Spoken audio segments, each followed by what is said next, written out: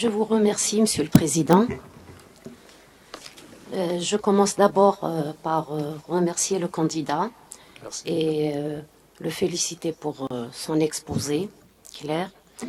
Même le document, je l'ai trouvé personnellement assez clair, même s'il y a certaines erreurs d'orthographe qu'il faudra corriger par la suite avant de déposer ce document. Maintenant, j'aimerais poser quelques questions concernant le travail à proprement dit.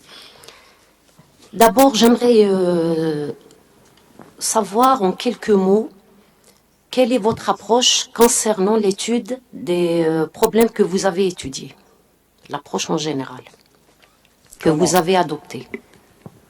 Concernant l'approche? Oui, quelle est l'approche que vous avez adoptée? Dans l'approche numérique, on a basé les estimations sur des résultats déjà obtenus.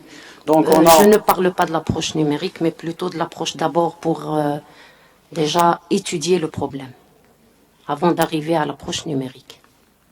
Donc, on a utilisé une discrétisation uniforme pour le temps. Pour l'espace, on a des espaces, des fonctions continues par morceau, VH et WH et KH utilisés dans ce domaine. On a l'utilisé afin d'utiliser aussi les estimations sur ces espaces. Pour le côté numérique? Oui.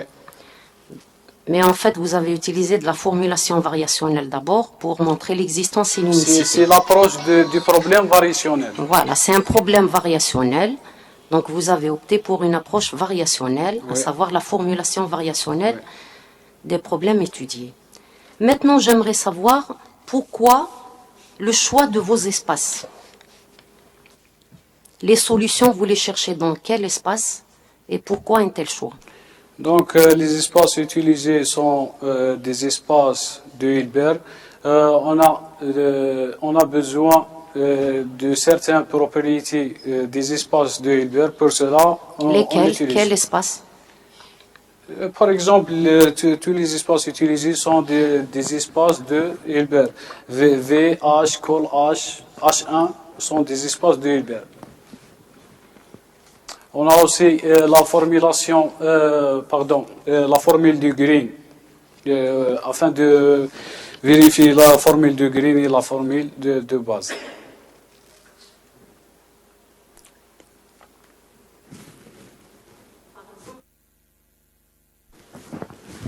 Page 39.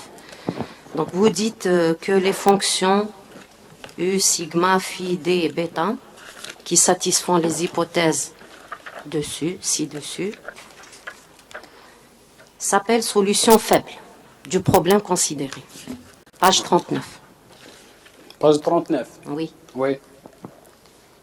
On remarque que certaines fonctions, vous les cherchez dans C1 ou C, mis à part le bêta que vous cherchez dans W12.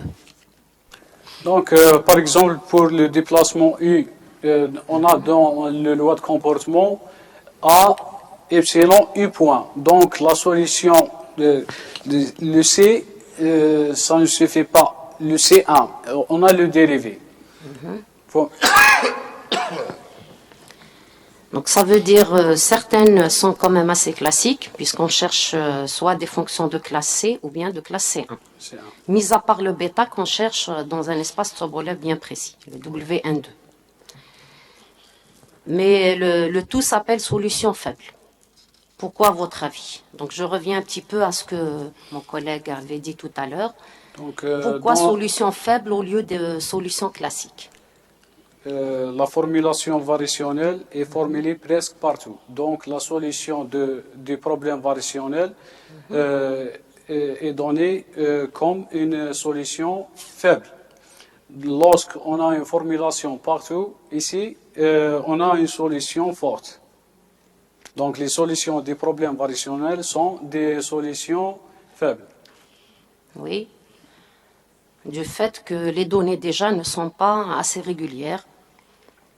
Et puis, il vaut mieux chercher des solutions faibles que rien du tout, puisque En général, les solutions recherchées ne sont pas toutes aussi régulières que l'on le souhaiterait. Oui.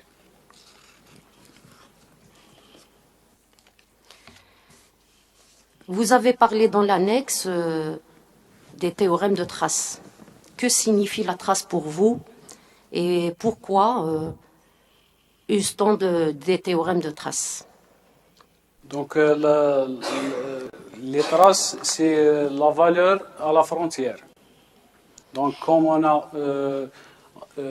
quand on traite des problèmes de contact, donc on a besoin de la forme dans le corps, l'intérieur et dans la frontière.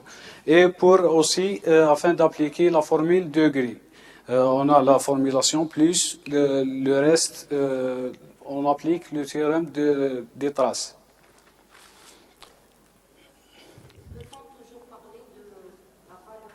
Fonction au bord. Comment? J'ai pas compris. Est-ce qu'on peut... La trace, justement, Oui. qu'est-ce qu'elle fait? La trace, elle généralise la restriction usuelle des fonctions continues. Peut-on parler tout le temps de trace? Elle généralise les... Ou bien peut-on parler toujours de la valeur des fonctions que l'on manipule au bord? Parce que quand vous parlez de trace, en fait, c'est lié aux conditions limites. Oui. On veut déterminer la valeur de nos fonctions au bord. C'est des conditions limites. Oui. Donc, on fait appel aux traces, Oui. qui sont vraies dans les espaces Sobolev et qui ne sont pas vraies. Ou une fonction qui est dans un espace de Sobolev donné n'a pas forcément une valeur bien appropriée au bord. Vous avez étudié deux systèmes, Oui. deux problèmes. Donc l'un est lié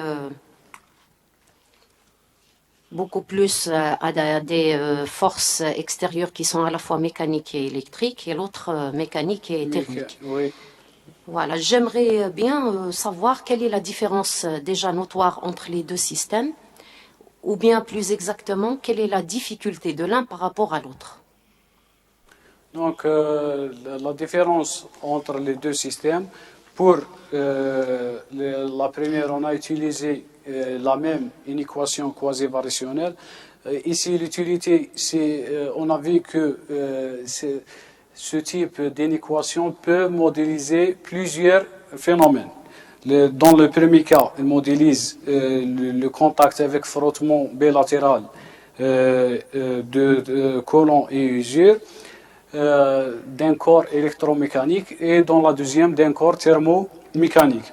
Pour la deuxième équation, ici, c'est la différence. Pour le premier problème, on a besoin de connaître l'évolution du potentiel électrique, comment elle est. Pour le deuxième problème, c'est un problème couplé thermomécanique, on a besoin de connaître l'évolution de la température. Pour l'endommagement, c'est la même chose. Les deux lois de comportement sont couplées avec endommagement. Si vous pouvez dire quel est le plus difficile par rapport à l'autre et quelle est la difficulté, en quoi réside-t-elle? La difficulté est dans la première étape, afin d'obtenir le déplacement. Parce qu'ici, on obtient la solution V. Comme le note, c'est V égale U point. On a besoin aussi d'obtenir quelques majorations pour vérifier la régularité de déplacement et de sigma.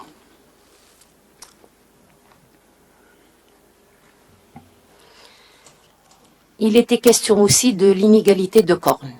À quel niveau intervient-elle?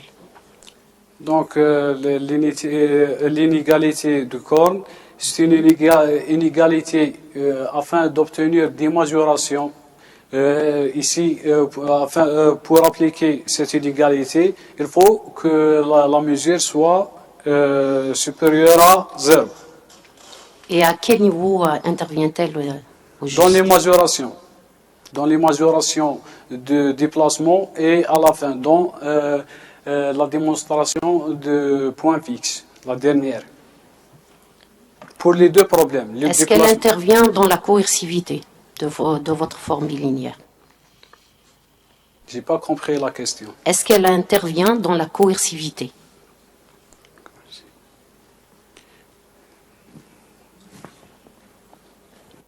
Oui, je pense. Notamment là. Justement, parlons du point fixe, puisque vous en parlez. Les problèmes que vous étudiez sont tous variationnels. Oui. Pourquoi donc ne pas les étudier par une approche variationnelle et pas plutôt topologique tel qu'un point fixe? Donc, quel est l'apport du point fixe ici dans l'approche variationnelle de vos systèmes? Donc, dans la démonstration, l'étape 1, l'étape 2, l'étape 3, on a obtenu l'existence et l'unicité de problèmes variationnels auxiliaires. Pour cela, on a utilisé le théorème des points fixes afin d'obtenir la solution du premier problème variationnel. Ce n'est pas la même chose, le problème variationnel auxiliaire et le problème variationnel.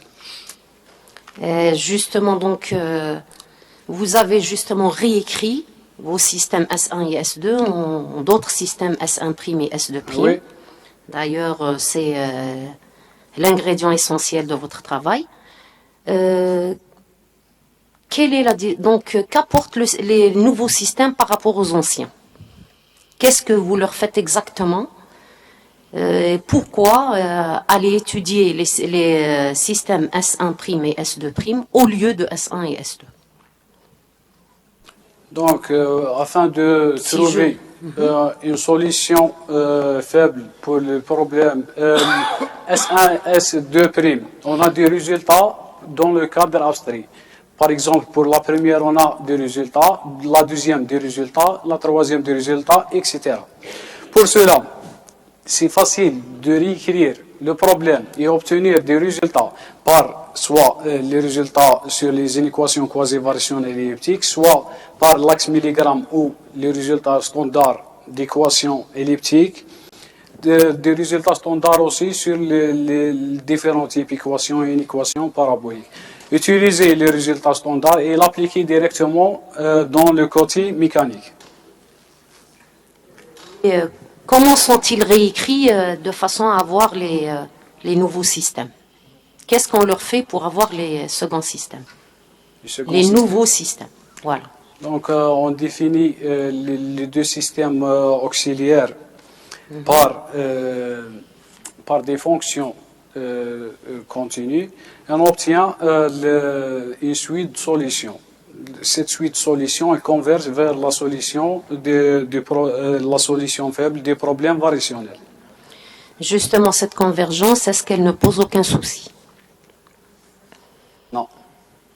Qu'est-ce qui vous permet d'avoir cette convergence? Le théorème de points fixes. Donc,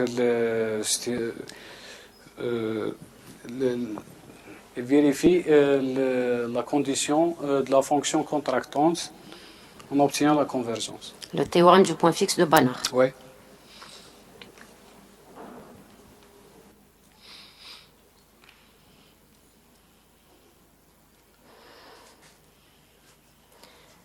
Concernant les inéquations quasi-variationnelles, déjà, pourquoi cette appellation de quasi-variationnelle?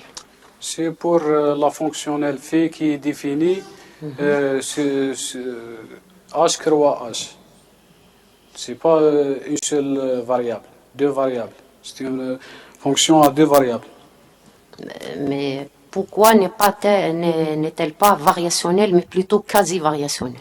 Quasi, on a multiplié par, en général, on multiplie par une fonction test V, mais ici on a multiplié par V moins U point, comme fonction de test.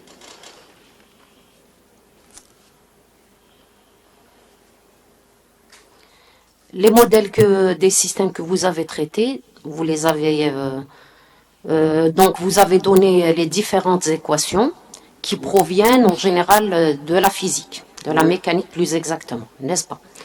Et donc, est-ce que vous avez une petite idée pourquoi les choses s'écrivent de cette manière et pas autrement? Ce sont des principes de la thermodynamique et la tripologie, etc. Il faut voir les études dans le côté mécanique, les autres, le côté physique, et l'appliquer. Nous,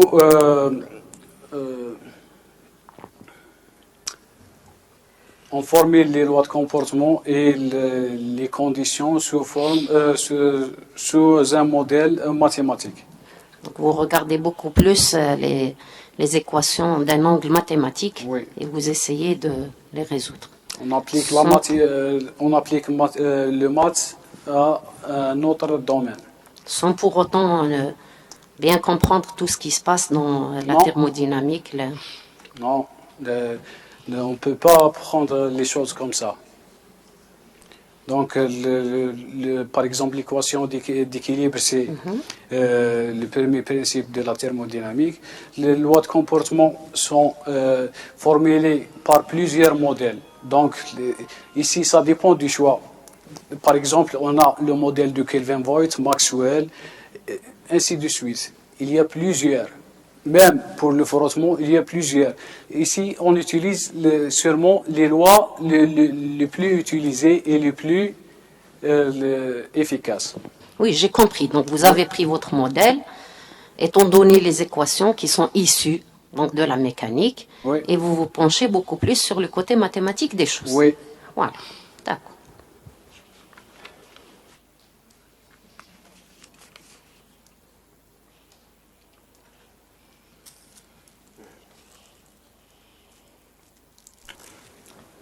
Voilà, j'ai terminé. Merci. Je vous remercie encore et je